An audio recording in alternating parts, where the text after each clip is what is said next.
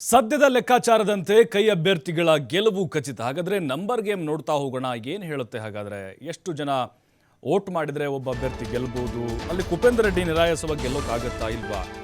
ಸದ್ಯದ ಲೆಕ್ಕಾಚಾರದಂತೆ ಕೈ ಅಭ್ಯರ್ಥಿಗಳ ಗೆಲುವು ಖಚಿತ, ನಿಚ್ಚಳ, ಅದರಲ್ಲಿ ಯಾವುದೇ ಅನುಮಾನ ಇಲ್ಲ.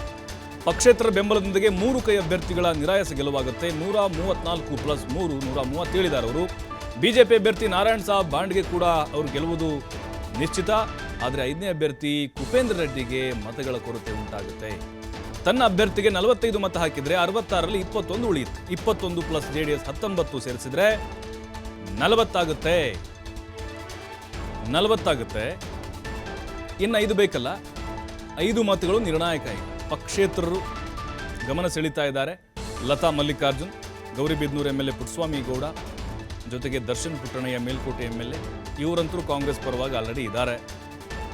ಆದರೆ ಈಗ ಜನಾರ್ದನ್ ರೆಡ್ಡಿ ಇದ್ದಾರಲ್ವಾ, KRPP ಪಕ್ಷದ ಶಾಸಕ, ಅವರ ನಡೆ ನಿಗೂಢ.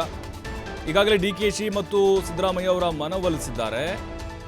ಆದರೆ ಜನಾರ್ದನ್ ರೆಡ್ಡಿ ಹೇಳೋಕ್ಕಾಗಲ್ಲ, ಯಾಕಂದರೆ BJPಯಲ್ಲೇ ಇದ್ದಂಥವ್ರಲ್ವ, ಅವರು ಹೇಳೋಕ್ಕಾಗೋದಿಲ್ಲ. ಅವರು ಏನಾದರೂ ಮಾತುಕತೆಗಳಾಗಿರ್ಬೋದು. ಅವರು ಒಂದು ಮತ ಬಂದರೆ ಇನ್ನೂ 4 ಮತಗಳು ಬೇಕಾಗುತ್ತೆ ಕುಪೇಂದ್ರ ರೆಡ್ಡಿ ಗೆಲುವಿಗೆ. ಎಲ್ಲಿಂದ ತರ್ತಾರಾಗಾದರೆ ನೋಡಿ. ಈಗ 223 ಓವರಾಲ್ ಸಂಖ್ಯಾಬಲ. ಈಗ ನೋಡಿ, ವೆಂಕಟಪ್ಪ ನಾಯಕ ನಿಧನರಾದರು. 135 ಜನ ಇದ್ದರು ಕಾಂಗ್ರೆಸ್ MLA, -1 134. 134ರಲ್ಲಿ 134 ಪ್ಲಸ್ ಪಕ್ಷೇತರರು ಸಪೋರ್ಟ್ 3 ಜನ, 137 ಆಯಿತು.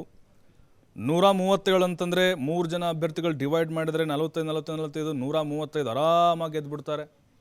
ಯಾವುದೇ ರೀತಿ ಅಲ್ಲಿ ಹರಸಾಹಸವನ್ನು ಪಡಬೇಕಾಗಿಲ್ಲ ಕಾಂಗ್ರೆಸ್ನವರು. ಆದರೂ ಅವ್ರಿಗೆ ಅಡ್ಡ ಮತದಾನದ ಭಯ ಕಾಡ್ತಾ ಇದೆ. ನಾರಾಯಣ್ ಸಾಬ್ ಬಾಂಡ್ಗೆ ಕೂಡ ಬಹಳ ಈಸಿಯಾಗಿ ಗೆದ್ದುಬಿಡ್ತಾರೆ. BJPಯವರು ಅವ್ರಿಗೆ 45 ಕೊಟ್ಟರೆ ಸಾಕು. 66 ಇದ್ದಾರೆ, ಅದರಲ್ಲಿ 45 ಕೊಟ್ಟರೆ ಸಾಕು. ಇನ್ನು 21 ಉಳಿಯುತ್ತೆ. 66ರಲ್ಲಿ 45 ನಾವು ಓಟು ಅಲ್ಲಿ ಹೋದರೆ 21 ಉಳಿಯುತ್ತೆ. 21 ಒಂದು JDS 19 40 ಆಗುತ್ತೆ. ನೋಡಿ, ಅಲ್ಲಿ 5 ಮತಗಳ ಕೊರತೆ ಕುಪೇಂದ್ರ ರೆಡ್ಡಿ ಕಾಡ್ತಾ ಇದೆ.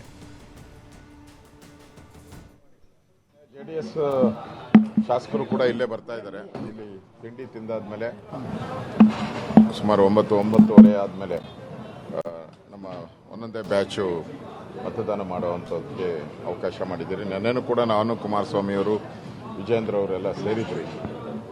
ಸೊ ನೆನ್ನೆನೂ ಕೂಡ ಏನೇನು ಮಾತುಕತೆ ಆಡ್ಬೋದು ಅದೆಲ್ಲವನ್ನ ಮಾಡಿದ್ದೀರಿ. ಈಗ ಚುನಾವಣಾ ಪ್ರಕ್ರಿಯೆ ಪ್ರಾರಂಭ ಆಗಿದೆ. ಗೆಲ್ತೀರಿ ಅನ್ನೋ ವಿಶ್ವಾಸದಲ್ಲಿ ನಮ್ಮ ಇವತ್ತಿನ ಕಾರ್ಯ ಪ್ರಾರಂಭ ಮಾಡಿದ್ದೀರಿ. ಸರ್, ಕುಪೇಂದ್ರ ರೆಡ್ಡಿ ಅವರ ವಿಚಾರದಲ್ಲಿ ಕುಪೇಂದ್ರ ರೆಡ್ಡಿ ಅವ್ರಿಗೂ ನಾವು ನಮ್ಮ ಓಟು ಫಸ್ಟು ನಮ್ಮ ಅಭ್ಯರ್ಥಿಗೆ ಎಷ್ಟು ಬೇಕೋ ಅಷ್ಟು ಮತ ಓಟ್ ಹಾಕೊಂಡು ಉಳಿದ ಮತವನ್ನು ನಾವು JDSಗೆ ಟ್ರಾನ್ಸ್ಫರ್ ಮೋಸ್ಟ್ಲಿ 46 ಇವಾಗ ಕುಪೇಂದ್ರ ರೆಡ್ಡಿ ಅವ್ರಿಗೆ ಕೊರತೆ ಆಗಲ್ಲ. ಕುಪೇಂದ್ರ ರೆಡ್ಡಿ ಅವರಿಗೆ ಮತಗಳು ಕೊರತೆ ಆಗಲ್ಲ. ಅವರು ಕುಮಾರಸ್ವಾಮಿ ಅವರು ರಾಜಕೀಯ ಏನು ಮಾಡಿದಾರೋ ಅವರು ಕೇಳ್ಬೇಕು. ನೀವು ಅವ್ರನ್ನ ಕೇಳಿ ಗೊತ್ತಾಗ್ತೈತೆ. ಸರ್, ಈಗ 66 BJP ಶಾಸಕರು, ಅದ್ರಲ್ಲಿ 46 ಇನ್ನು ಉಳಿಯೋದು 20. ತಾವು 20 ಕೊಡ್ತಾ ಇದ್ದೀರಿ, ಅವ್ರ ಹತ್ರ 19 ಇದೆ, 39 ಆಯ್ತು. ಗೆಲ್ಲಕ್ಕೆ 45 ಬೇಕು ಸರ್. ನೋಡೋಣ, ಮಾಡಿರ್ತಾರೆ ಕುಮಾರಸ್ವಾಮಿ ಅವರು ಏನ್ ಮಾಡಿರ್ತಾರೆ ಅನ್ನೋದು ಇನ್ನು ನಾವೇನ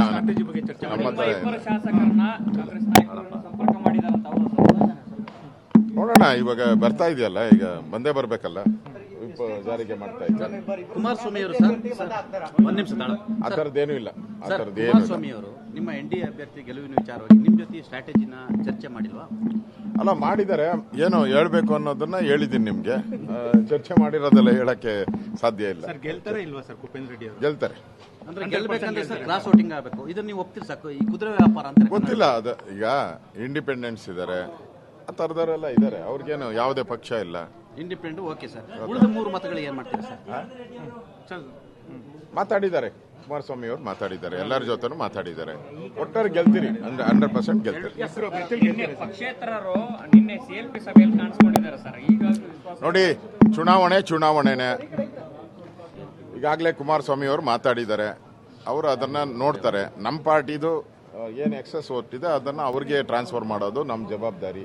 ಆ ಕೆಲಸವನ್ನ ನಾವು ಮಾಡ್ತೀವಿ. ಈಗ ವಿಶ್ವಾಸ ಇದೆ ಸರ್ ಕುಪೇಂದ್ರ ರೆಡ್ಡಿ ಗೆಲ್ತಾರೆ? ಹೌದು, 100% ವಿಶ್ವಾಸ. ಎಲ್ಲರೂ ಬಂದಿದ್ದಾರೆ. JDS ಶಾಸಕರು ಕೂಡ ಇಲ್ಲೇ ಬರ್ತಾ ಇದ್ದಾರೆ. ಇಲ್ಲಿ ತಿಂಡಿ आज बहुत आदमी को मैं जान पहचाना है.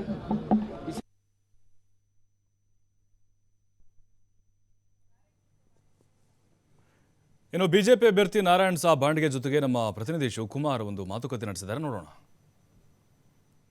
ಇವತ್ತು ರಾಜ್ಯಸಭಾ ಚುನಾವಣೆ ನಡೀತಾ ಇದೆ, ಮತದಾನ ನಡೀತಾ ಇದೆ. ಸೊ BJP ಅಭ್ಯರ್ಥಿಯಾಗಿರುವಂಥ ನಾರಾಯಣ್ ಸಾಬ್ ಬಾಂಡಿಗೆ ಅವರು ನಮ್ಮ ಜೊತೆ ಇದ್ದಾರೆ. ಏನು ಅಭಿಪ್ರಾಯವನ್ನು ವ್ಯಕ್ತಪಡಿಸ್ತಾರೆ ಕೇಳೋಣ. ಸರ್, ಇವತ್ತು ಏನು ಅನ್ನಿಸ್ತಾ ಇದೆ ಸರ್? ಚುನಾವಣೆ ಮತದಾನ ಇವತ್ತು ನಡೀತಾ ಇದೆ. ಇವತ್ತು ನಡೆಯತಕ್ಕಂಥ ರಾಜ್ಯಸಭಾ ಚುನಾವಣೆಯಲ್ಲಿ ಭಾರತೀಯ ಜನತಾ ಪಾರ್ಟಿಯ ಅಭ್ಯರ್ಥಿಯಾಗಿ ನಾನು ಮತ್ತು JDS BJPಯ ಕಂಬೈಂಡ್ ಅಭ್ಯರ್ಥಿಯಾಗಿ ಕುಪೇಂದ್ರ ಅವರು ಇಬ್ಬರೂ ಕೂಡ ನಾವು ಗೆದ್ದೇ ಗೆಲ್ಲುತ್ತೇವೆ ಅನ್ನತಕ್ಕಂಥ ಆತ್ಮವಿಶ್ವಾಸ ಇದೆ. ತಮ್ಮ ಗೆಲುವಿನ ಬಗ್ಗೆ ಯಾವುದೇ ರೀತಿಯಾದಂಥ ಸಂದೇಹಗಳಿಲ್ಲ. ಮೈತ್ರಿ ಅಭ್ಯರ್ಥಿಯಾಗಿ ಕುಪೇಂದ್ರ ರೆಡ್ಡಿ ಅವರನ್ನು ಕಣಕ್ಕಿಳಿಸಿದ್ದೀರಿ. ಈಗ ಅವ್ರಿಗೆ ಮತಗಳಿಲ್ಲ ಅನ್ನುವಂಥ ಒಂದು ಮಾಹಿತಿಗಳು ಕೂಡ ತಮಗೆ ಇದೆ. ಹೇಗೆ ಹೇಳ್ತೀರಿ ಸರ್ ಗೆಲ್ತಾರೆ ಅಂತ ಹೇಳಿ? ಅದು ಚುನಾವಣೆಯ ನಾಮಪತ್ರ ಸಲ್ಲಿಸುವಾಗಲೇ ಗೊತ್ತಿತ್ತು ಮತಗಳ ಕಡಿಮೆ ಇದೆ. ಆದರೆ ಎರಡೂ ಪಕ್ಷದವರು ನಾವು ಕೂಡಿ ಒಂದು ಸ್ಟ್ರಾಟಜಿ ಮಾಡಿದ್ದೇವೆ. ಮತ್ತು ಕುಪೇಂದ್ರ ಅವರಿಗೆ ಅವರದೇ ಆದಂಥ ಸ್ನೇಹಿತರು ಅನೇಕ ಪಕ್ಷದಲ್ಲಿದ್ದಾರೆ. ಹೀಗಾಗಿ ಅವ್ರಿಗೂ ಕೂಡ ಆತ್ಮವಿಶ್ವಾಸ ಇದೆ, ಗೆಲ್ತೀವಿ ಅನ್ನತಕ್ಕಂಥದ್ದು. ನಮಗೂ ಕೂಡ ಆತ್ಮವಿಶ್ವಾಸ, ಇಬ್ಬರು ಗೆಲ್ತೇವೆ. ಪಕ್ಷ ಇಂಥ ಒಂದು ಅವಕಾಶವನ್ನು ಕೊಡುತ್ತೆ ಅನ್ನುವಂಥ ನಿರೀಕ್ಷೆ ತಮಗಿತ್ತ ಸರ್? ನನಗೆ TV ನನ್ನ ಹೆಸರು ಬಂದಾಗಲೇ ಗೊತ್ತಿತ್ತು. ಹಿಂದಕ್ಕೆ ನಾನು MLC ಆದಾಗೂ TV ನನ್ನ ಹೆಸರು ಬಂದಾಗಲೇ ನಾನು ಬೆಂಗಳೂರಿಗೆ ಬಂದಿದ್ದೇನೆ. ಈಗಲೂ ಸಹಿತ TV ನನ್ನ ಹೆಸರು ಬಂದಾಗಲೇ ನಾನು ಬೆಂಗಳೂರಿಗೆ ಬಂದಿದ್ದೆ. ಯಾವುದೇ ರೀತಿಯ ನನಗೆ ಮೊದಲೇನಿದ್ರು ಗೊತ್ತಿಲ್ಲ. ಪಕ್ಷ ನನ್ನನ್ನು ಗುರುತಿಸಿದೆ, ಒಬ್ಬ ಸಾಮಾನ್ಯ ಕಾರ್ಯಕರ್ತನನ್ನು ಗುರುತಿಸಿ ನಾವು ಅದಕ್ಕೆ ಹೇಳ್ತೀವಿ ಯಾವಾಗಲೂ BJP the party with A difference. ಒಬ್ಬ ಸಾಮಾನ್ಯ ಕಾರ್ಯಕರ್ತನಿಗೂ ಭಾರತೀಯ ಜನತಾ ಪಾರ್ಟಿಯಲ್ಲಿ ಅವಕಾಶ ಇದೆ. ಹೀಗಾಗಿ ಇದು ಕೇವಲ BJPಯಲ್ಲಿ ಮಾತ್ರ ಸಾಧ್ಯ, ಬೇರೆ ಕಡೆ ನಿರೀಕ್ಷೆ ಮಾಡಲಿಕ್ಕೂ ಕೂಡ ಸಾಧ್ಯವಿಲ್ಲ. ಪಕ್ಷದಲ್ಲಿ ಹಿಂದೆ ಮುಂದೆ ಓಡಾಡುವಂಥವ್ರಿಗೆ ಅವಕಾಶ ಇಲ್ಲ, ಒಬ್ಬ ಸಾಮಾನ್ಯ ಕಾರ್ಯಕರ್ತನಿಗೆ ಮಾತ್ರ ಅವಕಾಶ ಸಿಗುತ್ತೆ. ಹಾಗಾಗಿ ನೀವೆಲ್ಲರೂ ಕೂಡ ಪಕ್ಷ ಸಂಘಟನೆಯನ್ನು ಮಾಡಬೇಕು ಅನ್ನುವಂಥ ಒಂದು ಸಂದೇಶವನ್ನು ಈ ಮೂಲಕ ಕಾರ್ಯಕರ್ತರಿಗೆ ರವಾನಿಸ್ತೀರಾ ಸರ್?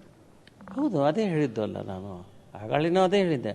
ಪಕ್ಷದ ಸಲುವಾಗಿ ನಿಷ್ಠೆಯಿಂದ ಯಾರು ಕೆಲಸ ಮಾಡ್ತಾರೆ, ಯಾರು ಪರಿಶ್ರಮ ಪಡ್ತಾರೆ, ಪಕ್ಷದ ತತ್ವ ಸಿದ್ಧಾಂತದ ಜೊತೆಗಿರ್ತಾರೆ, ಅಂಥವರನ್ನು ಪಕ್ಷ ಸೂಕ್ಷ್ಮವಾಗಿ ಗಮನಿಸ್ತಾ ಇದ್ದಾರೆ.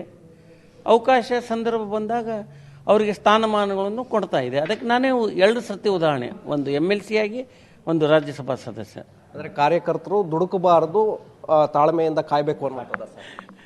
ಯಾವತ್ತೂ ಯಾರೂ ದುಡುಕಬಾರ್ದು. ಕೇವಲ ಕಾರ್ಯಕರ್ತರಲ್ಲ, ನಾಯಕರು ನಾವು ದುಡುಕಬಾರ್ದು, ಕಾರ್ಯಕರ್ತರು ದುಡುಕಬಾರ್ದು. ಸಾಮಾಜಿಕ ಕ್ಷೇತ್ರದಲ್ಲಿ ಕೆಲಸ ಮಾಡತಕ್ಕಂಥ ಎಲ್ಲರೂ ಕೂಡ ಜವಾಬ್ದಾರಿಯಿಂದ ಇರಬೇಕು. ಯಾರೂ ದುಡುಕ್ತಕ್ಕಂಥ ಕೆಲಸ ಮಾಡಬಾರ್ದು. ಇದಿಷ್ಟು ನಾರಾಯಣ್ ಸಾಬ್ ಬಾಂಡ್ಗೆ ಅವರ ಅಭಿಪ್ರಾಯ. ಕ್ಯಾಮ್ರಾ ಪರ್ಸನ್ ನಾಗೇಶ್ ಜೊತೆ ಶಿವಕುಮಾರ್ ಜುಹಳ್ಳಿ, TV5 ಬೆಂಗಳೂರು. ನೋಡಿ, ಈಗ ನಂಬರ್ ಗೇಮ್ ಭಾಳ ಇಂಪಾರ್ಟೆಂಟ್ ಆಗುತ್ತಿದ್ದು. ಎಷ್ಟು ಜನ ಶಾಸಕರು ಯಾರ ಪರವಾಗಿ ಮತವನ್ನು ಹಾಕ್ತಾರೆ ಅಂತೇಳಿ. ಮೊದಲ ಪ್ರಾಶಸ್ತ್ಯದ ಮತಗಳು ಅಲ್ಲಿ ಕಡ್ಡಾಯವಾಗಿ ಮೊದಲ ಪ್ರಾಶಸ್ತ್ಯದ ಮತವನ್ನು ಹಾಕಲೇಬೇಕಾಗತ್ತೆ ಎಲ್ಲ MLAಗಳು ಕೂಡ. ಜೊತೆಗೆ 2ನೇ ಪ್ರಾಶಸ್ತ್ಯದ ಮತ 2, 3 ಈ ಥರ ಅವರು ಬರೀಬಹುದು. ಅದರದೇ ಆದಂಥ ಕೆಲವೊಂದಿಷ್ಟು ವಿಧಾನಗಳಿದ್ದಾವೆ. ಹೊಸ MLAಗಳು ಆಯ್ಕೆಯಾಗಿದ್ದಾರೆ, ಅವ್ರಿಗೆ ಇನ್ನೂ ಅನುಭವ ಇಲ್ಲ. ಅವರಿಗೆ ಆಲ್ರೆಡಿ ತರಬೇತಿಯನ್ನು ಕೊಟ್ಟಿದ್ದಾರೆ, ಯಾವ ರೀತಿ ವೋಟ್ ಮಾಡಬೇಕು, ಅಲ್ಲಿ ಏಜೆಂಟ್ರಿಗೆ ಕಡ್ಡಾಯವಾಗಿ ತೋರಿಸಲೇಬೇಕಾಗತ್ತೆ. ಈಗ ಅನುಮಾನ ಇರೋದು ಎಸ್ ಟಿ ಸೋಮಶೇಖರು, ಶಿವರಾಮ್ ಹೆಬ್ಬಾರು ಬರ್ತಾರಾ ಇಲ್ವಾ ಅಂತ, BJP ಅಭ್ಯರ್ಥಿಗಳಿಗೆ ವೋಟ್ ಮಾಡ್ತಾರಾ ಇಲ್ವಾ ಅನ್ನೋದು. ಅಂದರೆ ಮೈತ್ರಿ ಅಭ್ಯರ್ಥಿಗಳಿಗೆ ಈಗ ಲೇಟಾಗಿ ಬರ್ತಾರೆ, ಸಂಜೆ 4 ಗಂಟೆವರೆಗೂ ಮತದಾನಕ್ಕೆ ಅವಕಾಶ ಇದೆ. ಇವರು ಮಧ್ಯಾಹ್ನ ಮೇಲೆ 3 ಗಂಟೆ ಮೇಲೆ ಬಂದು ವೋಟ್ ಮಾಡ್ತಾರೆ ಅಂದರೆ ಸ್ವಲ್ಪ ಡೌಟ್ ಅನ್ನಿಸ್ಬೋದು. ಈಗ ಎಲ್ಲರೂ ಬರೋ ಥರ ಬಂದು ವೋಟ್ ಮಾಡಿದರೆ ಯಾವುದೇ ಕಾರಣಕ್ಕೂ ಅನುಮಾನಗಳು ವ್ಯಕ್ತವಾಗಲ್ಲ.